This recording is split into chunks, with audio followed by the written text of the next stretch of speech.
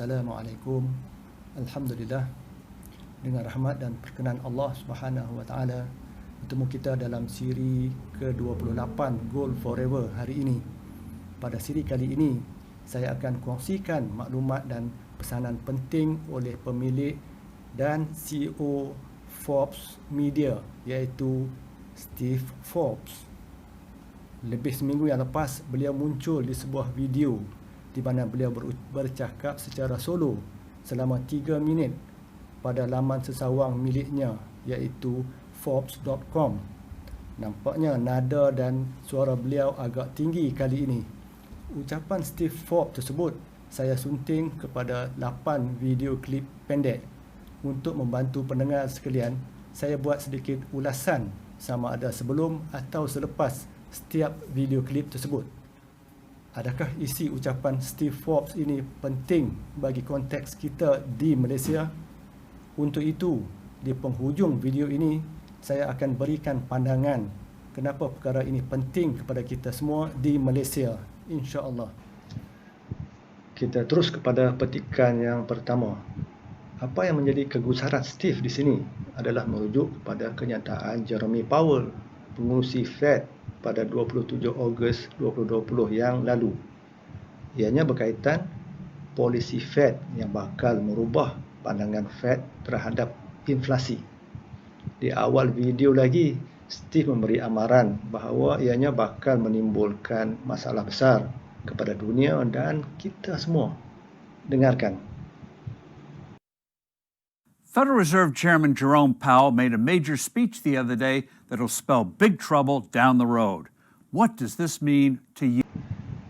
Ini adalah artikel pada 24 Ogos 2020, iaitu 3 hari sebelum pengumuman oleh Fed dibuat. Penulis artikel ini sudah menjangkakan bahawa suatu perubahan besar akan dilakukan.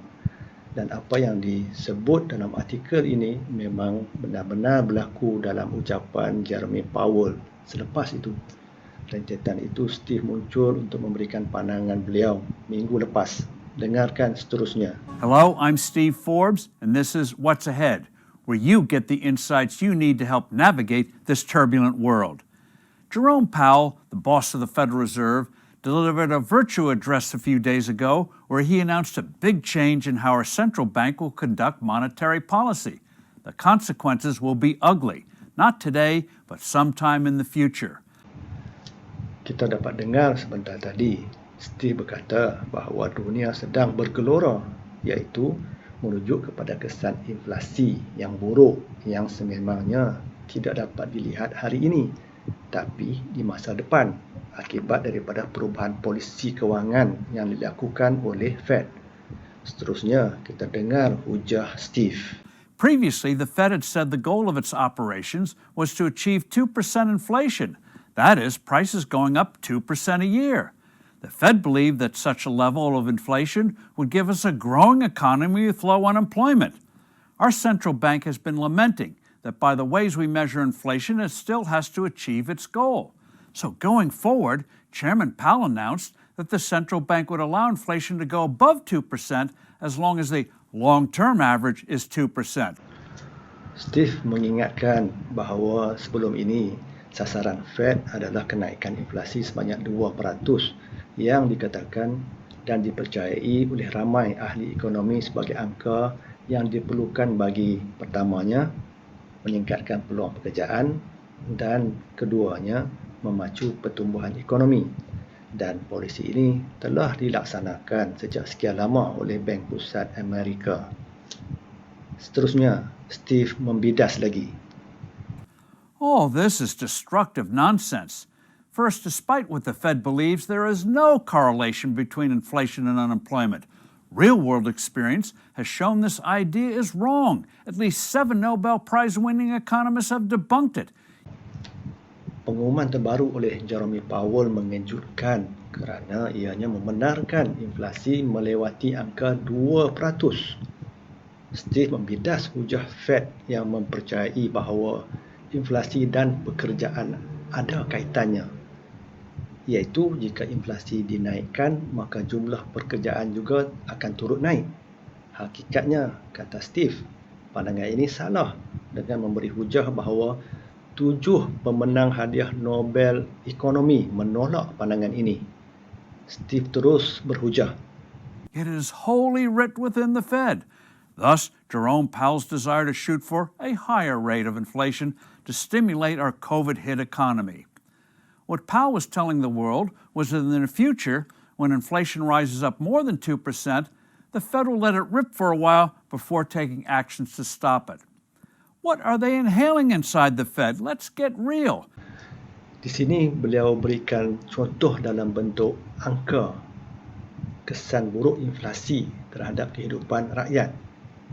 2% inflation, which the Fed desires, means that if you make $50,000 a year, the cost of living will go up $1,000. So how does making a typical household spend an extra $1,000 to buy the same stuff stimulate the economy? Di sini Steve beri contoh.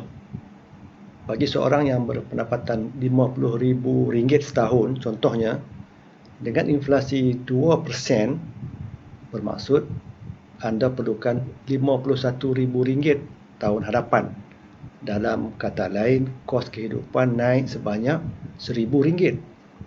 Untuk itu, Steve persoalkan bagaimana kenaikan atau inflasi sebanyak RM1,000 setahun ini tetapi dapat barangan yang sama boleh membantu ekonomi negara. Hakikatnya, kos tambahan RM1,000 tersebut adalah beban kepada pengguna, kepada anda, di mana anda perlu dapatkan wang RM1,000 tambahan untuk menjadikan pendapatan anda RM51 tahun hadapan.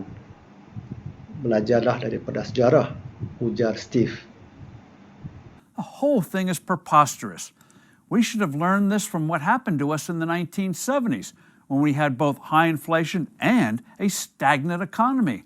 Nonetheless, the Federal Reserve may give us a repeat down the road, as its new goal could well lead it to print too much money. The rising price of gold is a warning that this may happen. Gold doesn't go up unless there's too much money being created. Kita dapat dengar sebentar tadi bagaimana beliau terus berhujah bahawa semua ini tidak masuk akal dan mengimbau tahun 70-an di mana berlaku inflasi yang tinggi di Amerika ketika itu akibat daripada tindakan Fed, dan di masa yang sama ekonomi Amerika tidak juga meningkat seperti yang diharapkan oleh Fed. Oleh itu, perkara ini mungkin berulang, kata Steve. Langkah Fed meletakkan target inflasi melebihi 2% ini boleh membawa kepada mencetak mata wang yang banyak. Merujuk kepada emas, Steve berkata peningkatan harga emas mungkin merupakan isyarat bahawa ini bakal berlaku di mana harga emas tidak akan naik melainkan terlalu banyak mata wang yang dicetak. The Fed should junk this bad idea once and for all. Don't try to create inflation. I'm Steve Forbes. Thank you for listening. Dalam petikan terakhir ini, Steve sekali lagi beri amaran kepada Fed dengan mengatakan idea inflasi ini adalah buruk dan jangan sesekali wujudkan inflasi. Nampaknya sejarah mungkin berulang jika polisi Fed ini yang telah diputuskan baru-baru ini diteruskan juga, iaitu inflasi yang tinggi mungkin terjadi di tahun-tahun yang mendatang, khasnya di Amerika dan amnya di seluruh dunia, termasuklah Malaysia. Mengapa Malaysia? Ini disebabkan kebergantungan rizab Malaysia terhadap mata wang US dolar, di mana sebahagian besar rizab Bank Negara Malaysia adalah dalam mata wang dolar. Oleh itu, apa yang berlaku kepada dolar juga boleh memberi kesan kepada mata wang ringgit. InsyaAllah, berjumpa lagi kita di sesi perkongsian yang akan datang dalam siri Gold Forever ini. Assalamualaikum warahmatullahi